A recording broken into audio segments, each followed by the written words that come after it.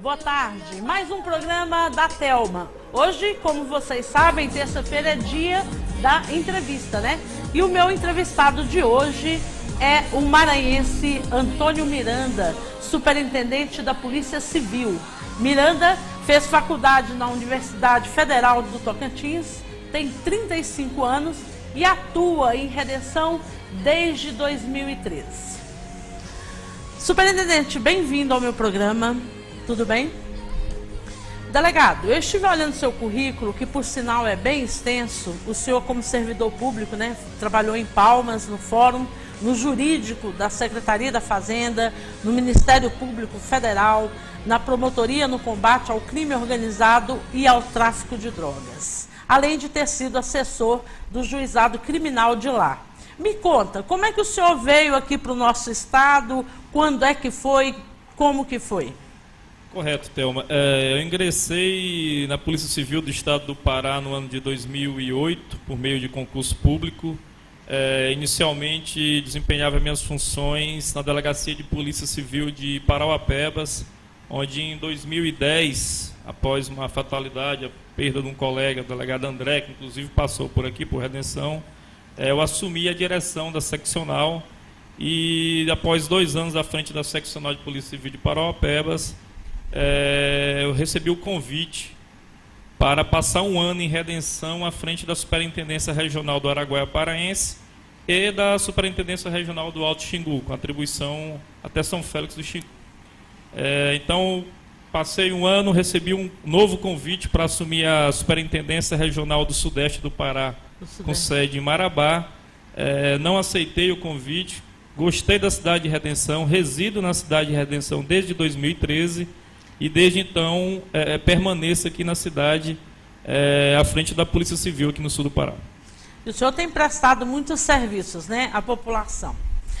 Delegado, o senhor comandou muitos casos de grande repercussão em nossa cidade e na região. O mais recente foi a Operação Quinta Parte, onde os servidores da Secretaria da Fazenda foram presos. As investigações foram concluídas? Correto, Thelma. Na realidade, desde que assumi a superintendência aqui, o objetivo principal era fazer da Polícia Civil uma instituição em prol da sociedade, né, no combate ao crime, desde no linguajar comum, desde o ladrão de galinha até a apuração de crimes de maior repercussão, né? Então, nós formamos uma equipe, né? Apesar de eu estar à frente da superintendência, nós somos uma equipe composta por vários delegados de todas as unidades do sul do estado. Eu acho que o microfone... Do sul do estado, não retornou. Do sul do estado. Então, essas operações, elas são de responsabilidade de todos, né? De todos. Lógico, há um comando, há uma direção, mas todos participam de forma ativa. A Operação Quinta Parte foi a última operação realizada pela Polícia Civil de redenção, né? Importante destacar também a confiança da cúpula da Polícia Civil no nosso trabalho aqui no sul do Pará. E Sim. Nós tivemos aí, foram 54 pessoas presas, né? Por força de um mandado de prisão preventiva expedido pela Vara de Combate às Organizações Criminosas na capital, e do total de 68 mandados de prisão expedidos. Então, nós temos 18 mandados em aberto. As investigações, do ponto de vista técnico, foram concluídas na sexta-feira. Por quê? Nós trabalhamos com réu preso. O réu preso, nós temos 10 dias para concluir o inquérito policial, né, sob pena de excesso de prazo e a liberdade dos presos. Uhum. Então, esse inquérito da Quinta Parte, fase 1, ele foi encerrado com 2 fases. Né? Com a segunda fase foi a prisão do então coordenador dos portos e aeroportos do estado do Pará, da CEFA. Mas as investigações continuarão em cima do que foi produzido com as prisões e com o cumprimento dos mandados de busca e apreensão. Uhum. Correto? Então, novas diligências serão tomadas e realizadas pela Polícia Civil, sempre com apoio do GAECO na cidade de Belém. O que nessa operação, delegado, o que mais te chamou a atenção?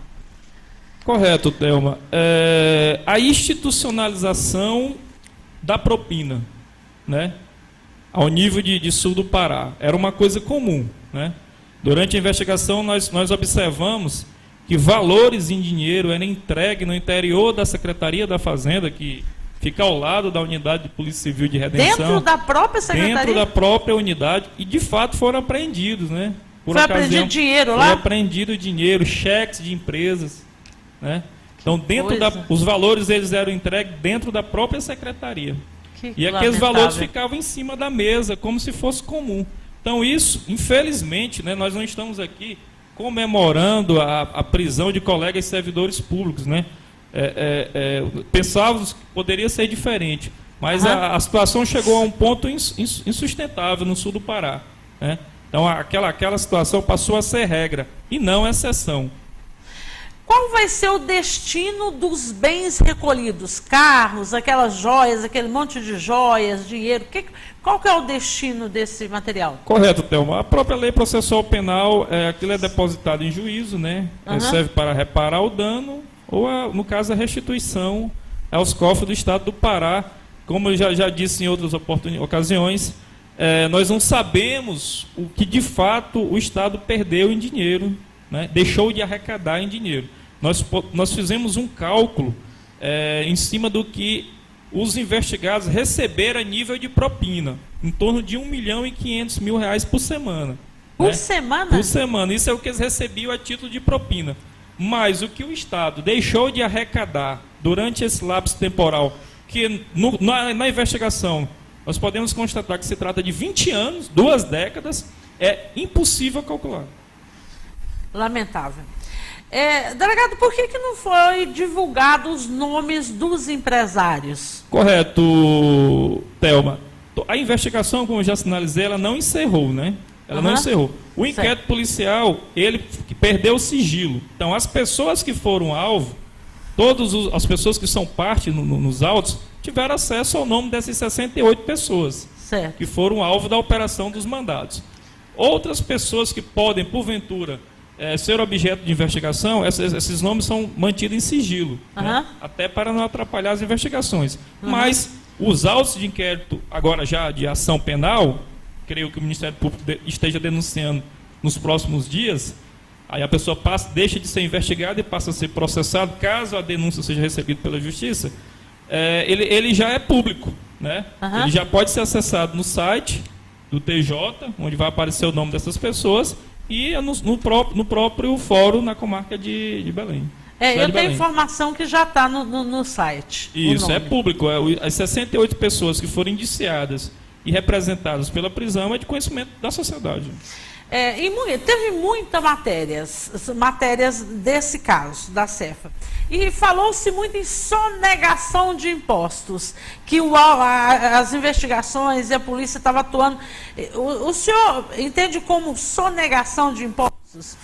Até já sinalizei isso em outras entrevistas também. O alvo da operação não era sonegação de impostos, era corrupção que desencadeava em uma sonegação. Né? Tantas pessoas perguntavam por que X número de empresários foram objeto de investigação e não um número maior, porque o alvo era servidores públicos, né? Era cortar o mal dentro da instituição do Estado, né? Do Estado do Pará. Não eram os empresários, que muitas vezes os empresários figuravam como vítima, né? Eles eram colocados em situação que até dificultava o não pagamento de propina, né? A dificuldade em abertura de empresa, ameaça de auditorias, retenção de cargas nos postos fiscais, tem cargas perecíveis, às vezes a pessoa não quer trabalhar judicialmente para a liberação, como de fato ocorriam vários mandados de segurança na comarca de Conceição do Araguaia. O que nos chamou a atenção também, os caminhoneiros vinham, as empresas... os caminhões eram bloqueados, né? Não era permitida a passagem, tentando forçar um pagamento de propina, e as empresas não pagavam e entravam com mandado de segurança, né? Na comarca de Conceição. Vários veículos foram liberados por meio de mandado de segurança. Essas investigações estão aí há mais de um ano, né? Foram realizadas há mais de um ano, vem sendo. Partiu de como? Foi denúncia anônima? Como é que começou? Correto, foi um trabalho de investigação mesmo da Polícia Civil, né? Por meio de apreensão de algumas cargas aqui na região, e essas cargas, posteriormente, elas eram liberadas de forma ilícita, né? A polícia apreendia, encaminhava para o órgão, e elas eram liberadas de forma ilícita. Então, daí, nós iniciamos um trabalho de investigação. Falo a verdade que no início nós não achávamos que chegava a quase que a totalidade dos servidores do órgão aqui no sul do estado, e terminou aí com a representação aí por 68 mandados de prisão preventiva e 71 mandados de busca e apreensão. Nossa.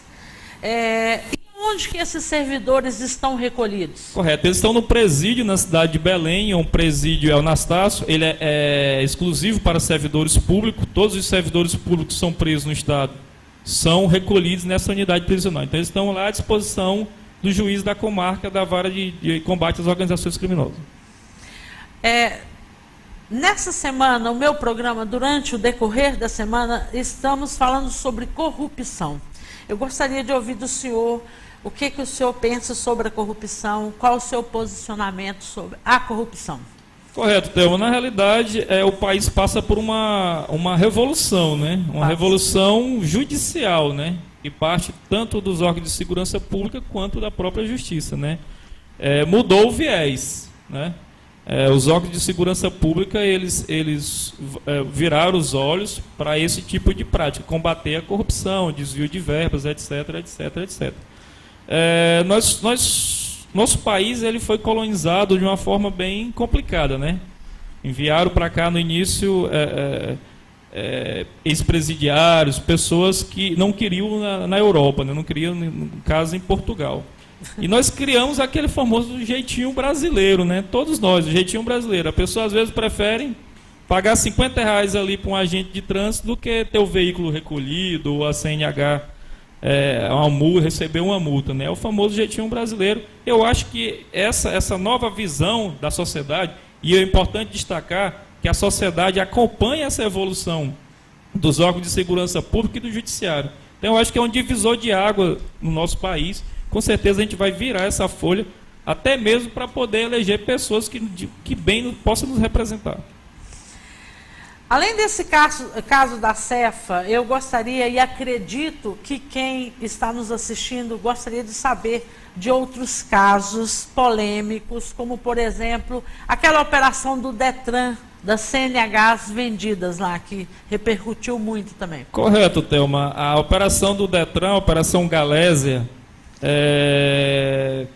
nós detectamos via o sistema, né, sistema do próprio Detran, Belém, por meio da corregedoria, uma transferência. O que nos chamou a atenção para a operação foi uma transferência de 11 mil processos de CNH da cidade de Pedro Afonso, no estado do Tocantins, para a cidade de Redenção. 11 mil.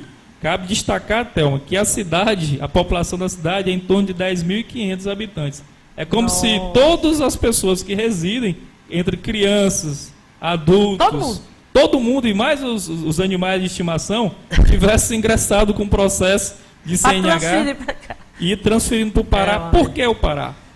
Em função da colheita da digital. Então, nós detectamos ali uma comercialização em todo o Brasil de CNH. A CNH era entregue via SEDEX, até em Porto Alegre, no Rio Grande do Sul. Isso nos chamou a atenção, né? A audácia daquelas pessoas que implementaram um sistema de comercialização, não vou falar nem corrupção, virou a venda da CNH, né? Então aquilo dali era uma coisa que também manchava. Várias CNHs foram encaminhadas à superintendência da Polícia Civil aqui, pela Polícia Rodoviária Federal de Minas Gerais, de São Paulo, que ao ser abordado na barreira, o policial questionava, ao detectar que a CNH era retirada em Redenção ou Xinguara, o policial perguntava ao condutor: você conhece Redenção, sul do Pará? Não, nunca fui. Mas a CNH é de Redenção. Então, com isso, a malícia do policial rodoviário federal, ele ia detectando, e isso vem ocorrendo até hoje. Nós recebemos uma enxurrada de CNH de outros estados, que o proprietário, o condutor, nunca pisou no estado do Pará. Pois é, e aí acaba o santo pagando pelo pecador, né? Que a gente, quando sai para fora e for mostrar a correta, a verdadeira CNH, né? Que foi adquirida de forma honesta, fica ruim, né? Correto, pra gente. Correto. E quanto não macula a imagem do nosso estado fora, né? Pois é. Somos taxados como estado sem lei, sem fiscalização. Então essas ações vêm para demonstrar que nós estamos aqui para fazer a diferença. Nós, que eu falo, a segurança pública. E lamentavelmente a justiça, de alguma forma, hoje poucas pessoas dessa operação Detran estão presas, né? Correto. Elas foram denunciadas, né? Elas foram processadas, estão por meio de um processo. O processo administrativo no interior do órgão, eu desconheço qual o andamento, mas tem um processo na corregedoria também. E até onde eu sei, elas voltaram a trabalhar no órgão, que é uma situação que já foge às atribuições da Polícia Civil. E o caso Max repercutiu bastante, né? Correto, Thelma. O caso Max foi um dos primeiros casos emblemáticos aqui na cidade de Redenção. Nós conseguimos efetuar a prisão. O autor ele foi absolvido, né? No júri popular. Mas o júri popular ele dá essa faculdade, né? Ele é o povo ali decidindo, não é um júri técnico, né?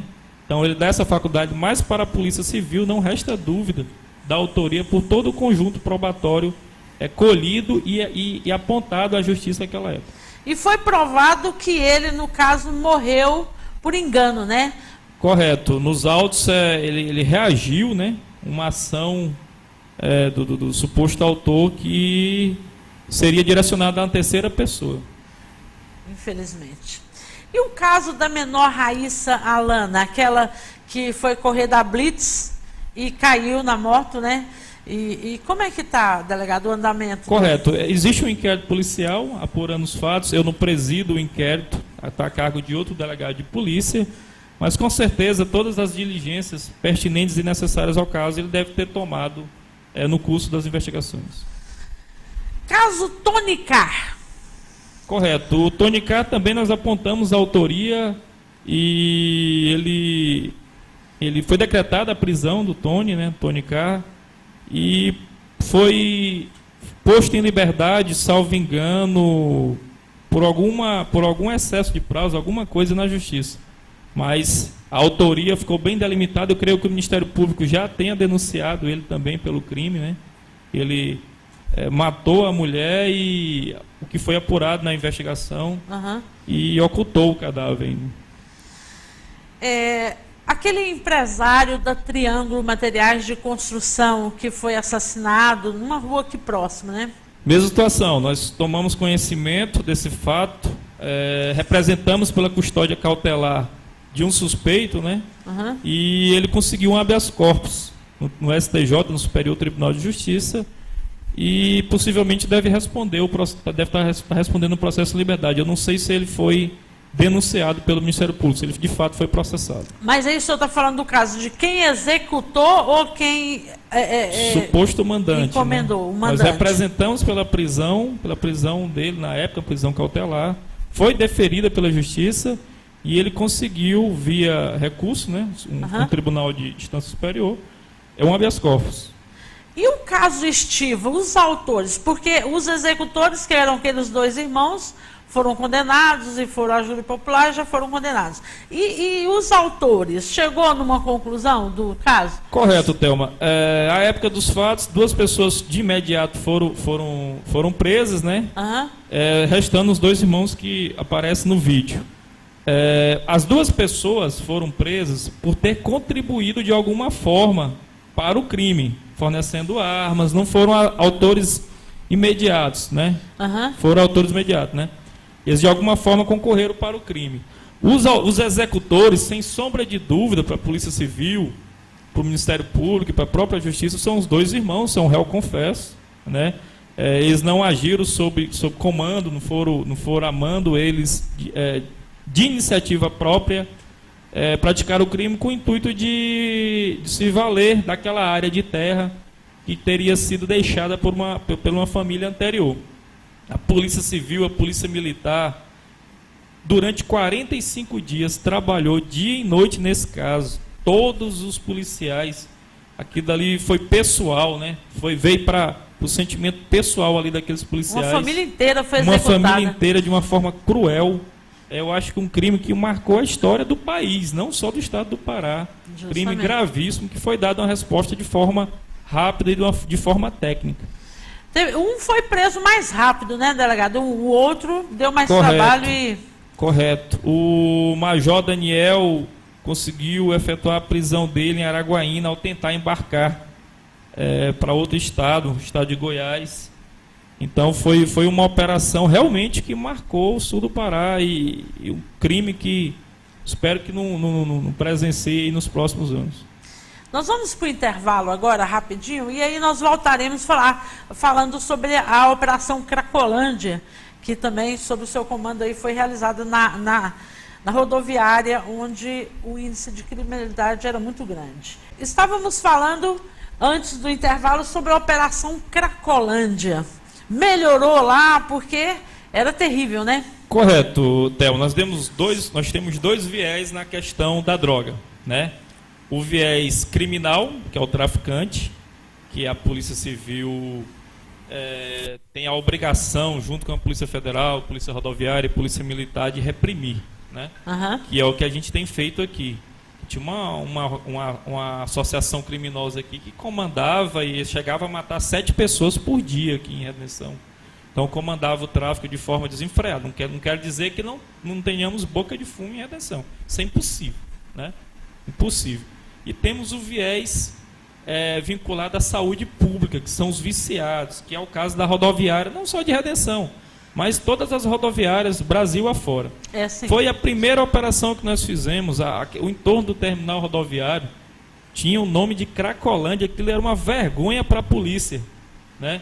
Inclusive, na época, eu cheguei na Câmara Municipal e falei que aquilo dali era o retrato do delegado de polícia, o retrato do prefeito, o retrato do vereador, o retrato do comandante da PM, era o retrato de todos nós. Com certeza. Que temos a obrigação de dar à sociedade que paga o nosso salário, pelo menos o mínimo possível. Então nós montamos uma grande operação com a Polícia Militar, Conselho Tutelar, Vigilância Sanitária, Corpo de Bombeiros, diversos órgãos estaduais e municipais. E nós conseguimos catalogar, à época, 45 viciados viviam no entorno da rodoviária, nos prostíbulos, bares, diversos, né? Eu cheguei a presenciar a situação lá que pessoas viviam abaixo da linha necessária para se viver em termos de saúde pública. Uhum. E nós catalogamos todas essas pessoas, elas foram levadas também para a Casa da Amizade, o Siju também nos apoiou na época. E lá foi ofertado a elas a oportunidade de retornar aos estados de origem, tratamento, tinha mulheres viciadas, grávidas, né? Situações de risco, crianças. Pessoas que não eram daqui também, né? Pessoas que não eram daqui. Então nós fizemos aquele tratamento social, não é criminal, não é policial, é social, que a polícia também tem a obrigação de fazer. E fechamos todos os bares na época. Nós fechamos os bares em agosto. Eles passaram 4 meses procurando se readaptar por meio de reformas, instalações necessárias, extintor de incêndio, itens necessários ao funcionamento de um bar.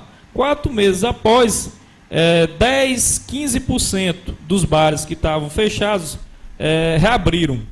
Só 10 a 15%? 10 a 15%. A rua de lá, salvo engano, a Cambará, que é a de cima, fechou tudo. Você pode passar lá hoje, que tudo continua fechado.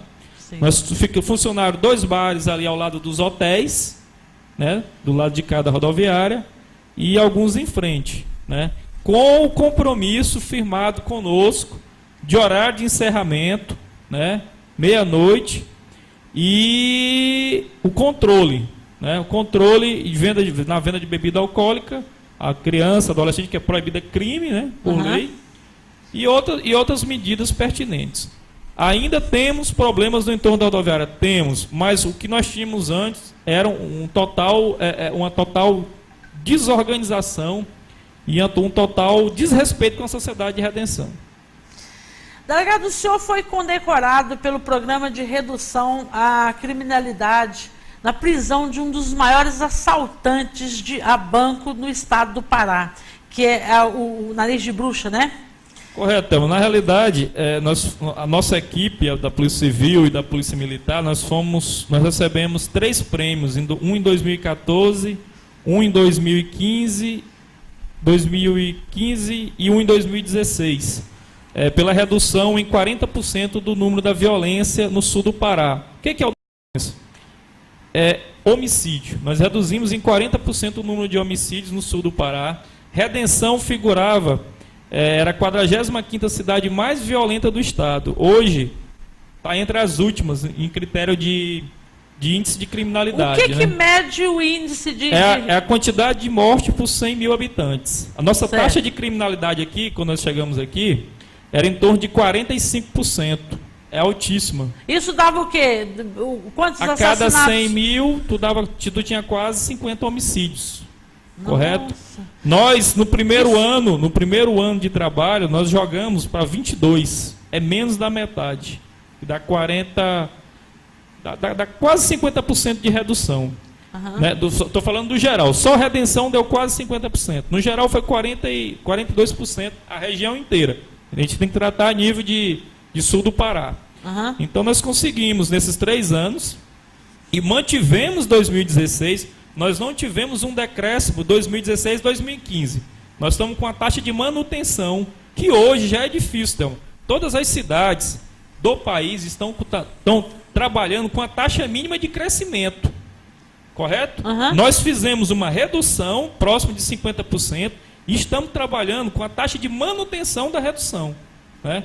Para quem entende segurança pública, sabe que manter um índice baixo é muito difícil. Muito difícil. Muito difícil. Temos situações esporádicas, sim. Temos ainda conflito com usuários, alguns homicídios, inclusive nós tivemos nesse fim de semana. Tudo será tratado como alicerce da violência, porque para nós o tráfico de drogas ele subsidia todos os demais delitos, o furto, o roubo, o homicídio. Então ele é o baldrame. Então tu tem que atacar esse alicerce da violência para poder colher fruto na redução dos outros índices. Operação Noé. Teve a Operação Noé também, né? Correto. Como eu te falei, as ações da segurança pública não ficam restritas à redenção. Xinguara tinha uma taxa de criminalidade maior que a nossa. Maior que a de redenção com a população menor. Então, proporcionalmente, deu uma taxa de criminalidade maior. Um outro grupo que trabalhava lá em execuções, tráfico de drogas, roubo a banco, que aí entra o Nariz de Bruxa também, que era o maior assaltante da região, não só do estado do Pará, mas um dos maiores do norte e nordeste do país. Uma operação nossa em conjunto com a Divisão de Repressão ao Crime Organizado, a Divisão de Roubo a Banco, que agora está o delegado Tiago, que trabalhou aqui conosco. Nós conseguimos desarticular essa quadrilha que atuava lá na área, em especial o Nariz de Bruxa e outros elementos. Então, também a cidade de Xinguara foi beneficiada, só que lá os números foram melhores. Né? Lá caiu, na época, eu me recordo até o Edmar Brito, o repórter, chegou e falou: Miranda, aqui diminuiu 200% tudo. Furto, roubo, homicídio, 200%. E nós estivemos analisando, não foi 200%, mas foi 80% do que nós tínhamos antes. Né? Uhum. Então, nós conseguimos reduzir. Hoje, o homicídio na cidade de Xinguara é coisa rara. Né? E cabe destacar que nós não trabalhamos só no viés tráfico, na questão homicídio, na pistolagem também. Vários crimes de pistolagem resolvidos, até São Félix do Xingu, né? Uhum. Que isso passa às pessoas que encomendam a morte de terceiros a sensação de que vai ser punido, que não está no estado sem lei, que aqui tem lei e tem que ser respeitada. A questão de assaltos a ônibus, vans, essa semana 2 assaltantes morreram, né? Acho que sexta-feira, sábado. Isso. Aí o pessoal nas redes sociais, eu estava observando sobre a questão eu acho que caberia a polícia militar, né? Vistoriar esse pessoal, fazer revista, se está armado e também não pegar passageiros no meio da estrada. Correto. Nós passamos por um momento difícil no país, né? Como eu te falei, os índices de criminalidade eles tendem a crescer. Desemprego, fatores sociais adversos, falta de lazer nas cidades. Então é um momento muito difícil. O roubo a motocicleta, roubo a celular, roubo a ônibus. Apesar que roubo a ônibus não é muito comum aqui na nossa área. Mas quando acontece, causa repercussão até mesmo porque não é comum. Grande centro já é diário, né? Então, o roubo, no geral, vou generalizar, o roubo é o que perturba o cidadão de bem. É o cara que compra a moto dele, divide ali na dificuldade e ele vê o objeto subtraído. É o cara que compra o celular, divide ali na dificuldade e vê o objeto subtraído. Então, isso é um gargalo, tanto para a Polícia Civil quanto para a Polícia Militar. É o nosso viés de enfrentamento. Várias medidas são tomadas no sentido de procurar mitigar, né? Ultimamente nós contamos até com o apoio da Anatel no sentido do bloqueio, né? Do bloqueio do aparelho celular roubado. Apenas com a ocorrência o cidadão pode bloquear aquele aparelho e ele não servirá só para peça, né? Manutenção de outro terminal. Então é esse tipo de situação que ajuda a combater o crime. Mas a nossa região é uma região ainda agrária, em especial no que tange ao roubo de motocicletas. A zona rural, são várias vilas, elas absorvem esses veículos, né? Então, é um ponto aí para ser tratado com mais atenção, tanto por parte da Polícia Civil, militar e rodoviária estadual, né? Que toma de conta das rodovias estaduais. Tem um tipo de moto, por exemplo, que a receptação, por exemplo, em fazendas é muito grande, né? Correto, né? Eles chamam de moto alta, né? Também o que dificulta aqui a nossa ação na fiscalização é a ausência de policiais rodoviários aqui no posto. Nós tentamos implantar no início do ano, retomar as atividades. Eu tive com os inspetores da PRF aqui em Redenção, e eles falaram que precisava de R$25 mil para reformar o posto e tinha equipe pronta para mandar, mas por falta de recurso não era possível, né? E nós até tentamos aí com alguns parceiros aí, mas não conseguimos reativar o posto da PRF. Okay.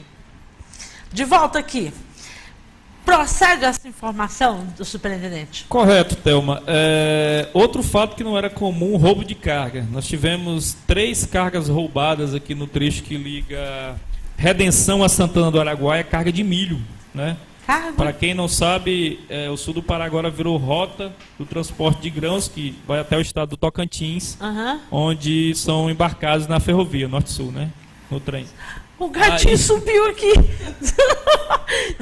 Só desculpa aí. Não vai dar azar. Ele não dá. Ele é preto. Ô, Jason, esse gato é do Jason. É o neguinho. É o feinho. Só viu que o Jason chegou aqui. Eu trouxe ele, né, Tom? Trouxe ele. Esse gato é da sorte. Continuando, Tom. Então, hoje, nós identificamos aqui uma cerealista que fazia a receptação, né?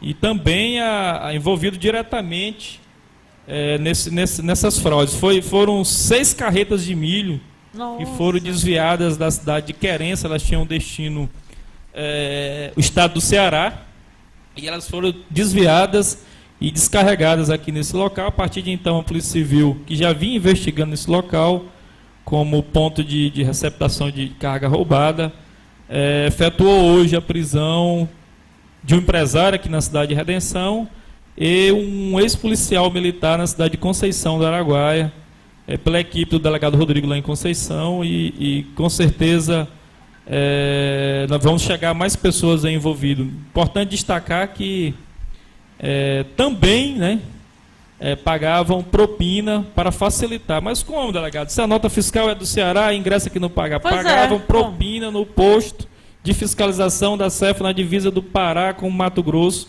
para entrar carga proveniente de crime. Isso é que nos deixa curioso, né? Pois é. Eu tenho aqui uma pergunta de uma telespectadora, Fátima Kelly. Por que, delegado, os menores são presos e liberados pela justiça e não encaminhados para uma casa de segurança, por exemplo? Já que eles são os responsáveis de de grande número de crimes praticados aqui em Redenção. Correto, Thelma. Como ela bem disse, a colaboradora, a Polícia Civil faz as apreensões, né? Uhum. Encaminha a justiça, aí já é uma outra seara, né? Eu tive conversando até com os colegas promotores aí, juízes, colegas que eu digo na segurança pública, eles alegam a falta de local, né, para internação e a dificuldade para instruir, né, o processo, que é um processo célere, cerca de 40 e poucos dias, e aí acaba que motivando aí, forçando a liberação. E esse tema, ele tem tanto o local de internação de adolescente infrator, quanto um centro de perícia é uma exigência nossa. A gente vem cobrando da cúpula, né, da segurança pública no Estado, e já entrou em planejamento, né, essas duas obras.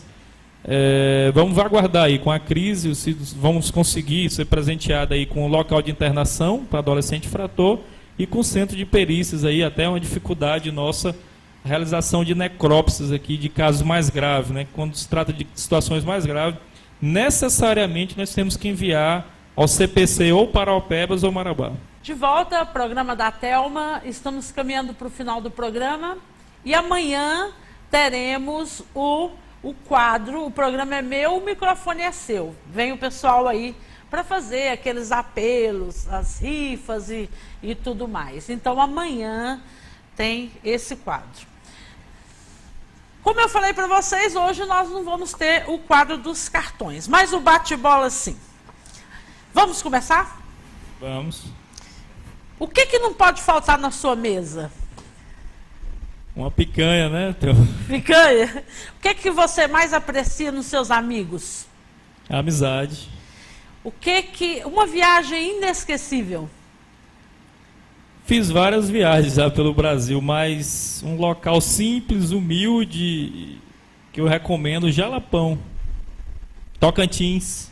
Não tem água igual o Jalapão. Deus é? Bom demais. O que você acha que falta em Redenção? Eu acho que é o que está ocorrendo agora, né? Não em Redenção, no país inteiro, né? A sociedade, você pode acompanhar os últimos pleitos eleitorais, a sociedade participando ativamente. Eu acho que as redes sociais, elas facilitam o acesso à informação. O que falta no Brasil é isso, acesso à informação, as pessoas tomarem ciência do que está ocorrendo, o que cobrar do servidor público, denunciar, fiscalizar. Todos nós temos que ser cobrados. Ninguém é santo, ninguém é perfeito, por isso tem que ser cobrado. E as pessoas têm que ter a sensação de que sempre é possível fazer mais. Quando você sair da sua casa para o seu trabalho e achar que está tudo bem, que você já fez o que tinha de melhor esse ano, pode retornar para a sua residência, que não é um bom dia de trabalho. Você tem que voltar para o seu trabalho e achar que tem mais alguma coisa para eu fazer. Entendeu?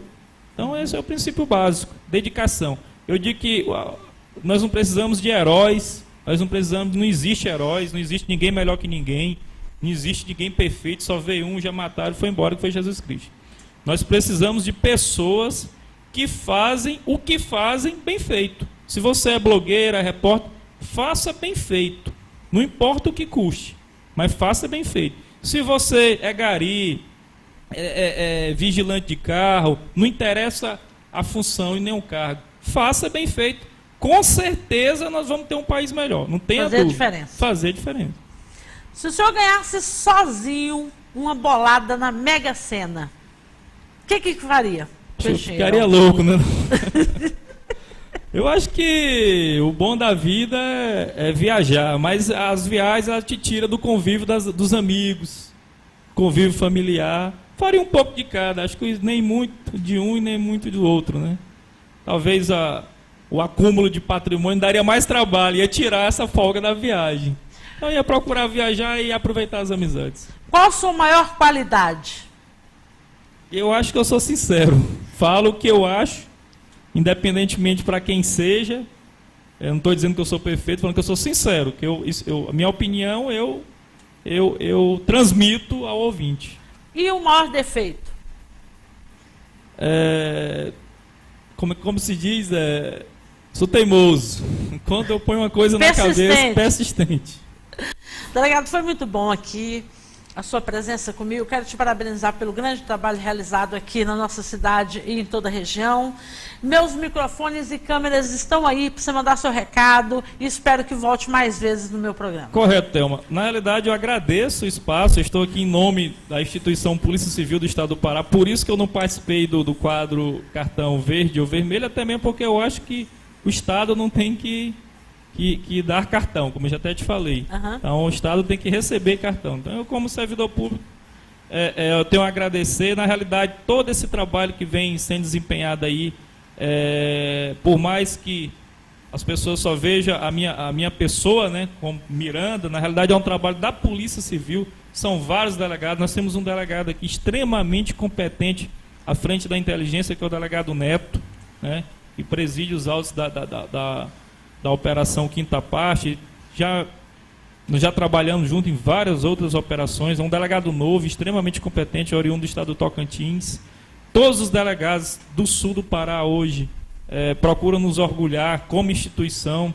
Eu acredito que a gente está virando uma página onde a polícia era objeto de chacota nos botecos. Quanto eu ouvi em boteco que a polícia é corrupta, que a polícia é isso e que é aquilo.